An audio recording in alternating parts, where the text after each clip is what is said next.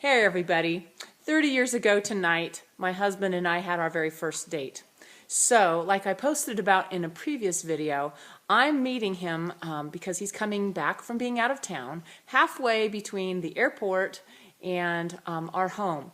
So that's about an hour's drive for both of us, and we're going to meet in the middle at our favorite Mexican restaurant to celebrate 30 years. As I mentioned in my previous video, I've had some strategies today to be sure that I would land at zero. Come here, Daisy. Land at zero at 8:30 at night.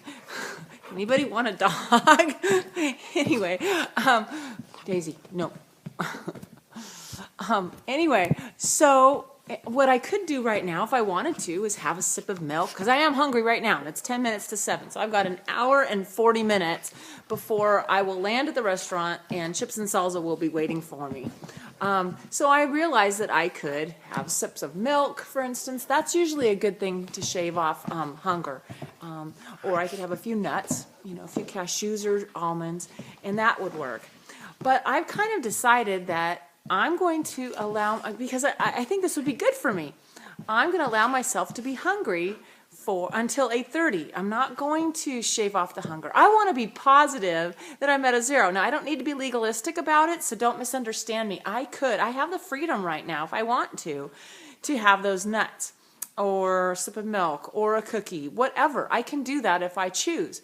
But because I want to be absolutely sure that I'm at a zero, and I know I'm going to enjoy the meal so much more if I am, I have decided that I'm going to let myself, kind of what Judy has called, ride the zero a little bit. Now, this isn't something I do often, but I do want to be able to do it because there are times when you just can't get to food, and I don't want to panic when that happens. So I'm going to take this as an opportunity not only to be sure I landed a zero for the meal with my husband, but also to practice kind of embracing being hungry, because it's not a bad thing.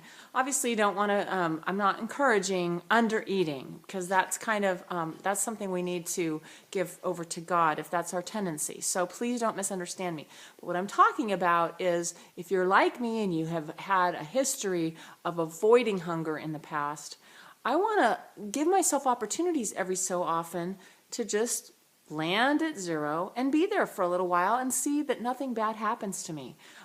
In my situation, I was abused a lot when I was hungry over food, and so for me, being here at zero for a while can be a place where I just really seek God all the more and ask the Lord, be close to me right now, and thank you for this sensation, and thank you for the food that I will have in abundance, opportunity in abundance in just an hour and a half.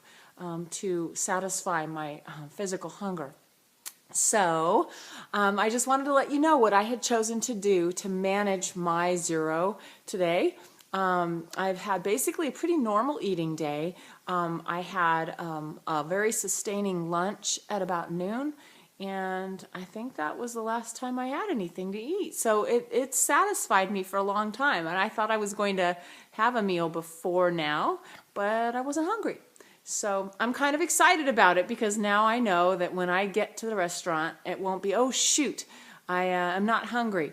Because even though I believe I could have eaten, even if I was at a 1 or a 2 or not quite hungry, I don't want to be legalistic about this, but I really enjoy the variety of foods that I get to have at this restaurant, and they're even better when I'm hungry. So anyway, wanted you to know what I had decided to do, and we're probably going to do a couple of videos relative to our meal tonight. My husband's kind of into that. So yeah, talk to you soon.